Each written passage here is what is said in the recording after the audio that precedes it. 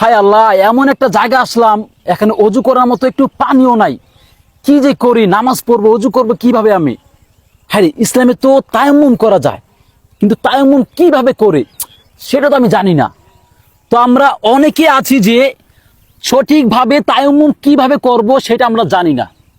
ভাইরে, আপনার কাছে অনুরোধ করব, ভিডিওটা প্রচুর পরিমাণে শেয়ার করে দিবেন, কারণ আপনার একটা শেয়ারের জন্য লক্ষ কোটি মানুষের ভিডিওটা দেখবে এবং এই সঠিকভাবে তায়াম্মুম করাটা শিখবে, আর আপনিও অগণিত অসংখ্য নেকির অংশীদার হবেন ইনশাআল্লাহ। তো সঠিকভাবে কিভাবে তায়াম্মুম করবেন, প্রথমে আপনাকে মনে মনে সংকল্প করতে হবে, তারপরে বিসমিল্লাহ বলতে হবে। বিসমিল্লাহ বলে মাটিতে দুটো হাত রাখবেন, রাখার পর বালিগুলো ফু দিয়ে ফালাই দিবেন। ফালানোর পরে আপনাকে মুখমণ্ডল মাসা করতে হবে, করার পর উভয় হাতে কবজি পর্যন্ত মাসা করতে হবে, তারপরে বাম হাতে। এটাই হচ্ছে সঠিকভাবে তায়াম্মুম।